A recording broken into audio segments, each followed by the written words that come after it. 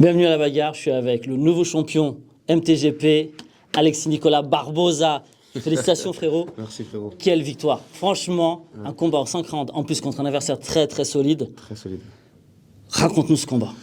Alors, mon premier 5x3, donc c'était une belle guerre devant mon public, c'était incroyable. Je suis très fier de cette performance, très fier de cette ceinture. Et on repart au charbon très vite, hein. C'est le début les gars. C'était au Casino de Paris. Casino de Paris. Donc super belle salle. Ton adversaire, donc c'était Abdel Aoussaïd. Un très bon boxeur. Un gros combattant. Il frappait lourd. Ouais. T'as riposté par t'as cisaillé les jambes. Ouais. Ton débit, beaucoup de débit, beaucoup de jambes, une très bonne anglaise. Ouais. C'était quoi ton game plan de base? T'as travaillé quoi? J'ai tout travaillé en fait, je sais boxer. C'est ça, c'était prendre confiance en toutes mes armes, sortir les jambes quand fallait, sortir les poings quand fallait, et montrer que je sais tout faire et montrer que je deviens un gros problème pour la catégorie.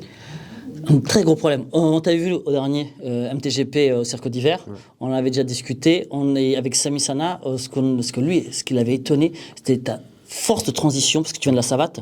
Et tu avais réussi à faire cette transition et à venir donc en K1. Et aujourd'hui, waouh, on a découvert vraiment un vrai combattant de K1. Ouais. Ça et cette transition-là, elle est faite complètement. Tu as réussi complètement à t'adapter. Voilà. Je fais en sorte d'être un combattant complet qui met toutes mes armes en ma faveur et faire aussi de transformer mes défauts en qualité. Et voilà, le but c'est d'optimiser tout et de faire en sorte d'être complet et de poser problème à tout type de boxe en face. L'adaptation c'est la clé d'un bon boxeur, je pense.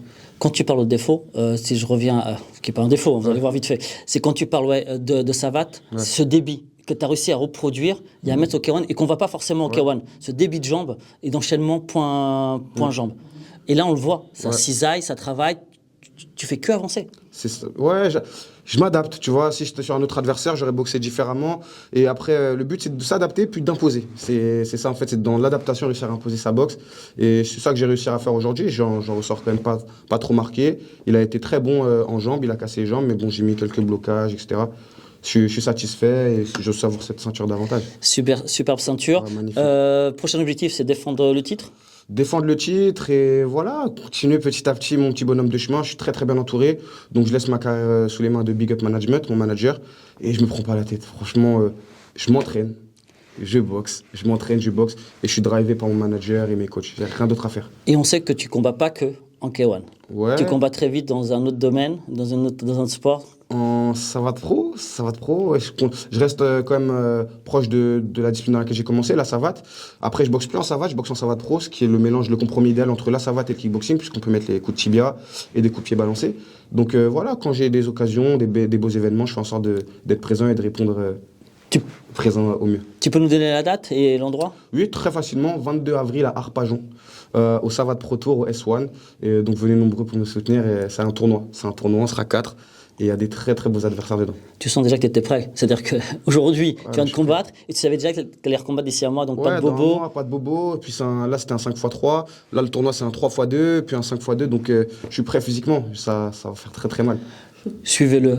Ouais, c'est gentil. Grand champion.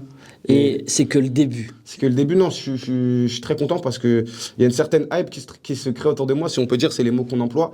Mais je pense que cette hype, elle est justifiée. Je pense pas être surcoté, je pense pas être sous-coté. Je travaille à côté et à chaque événement, je fais le boulot. Donc, Avant de vous quitter, justement, parlons de cette hype. Le public, franchement, c'était une dinguerie. Déjà, c'était déjà une dinguerie au Cirque d'hiver. Hein. Mais alors là, je sens qu'on a monté encore un cap. Et c'est que le début. C'est que le début. Mais toujours avec les mêmes depuis le début. Ça criait, c'était debout, ça a hué l'adversaire.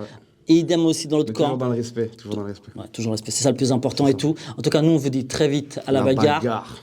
Suivez, s'il vous plaît, notre champion MTGP, Alexis Nicolas Barbosa, en savate, en K1, en taille. MMA, les gars.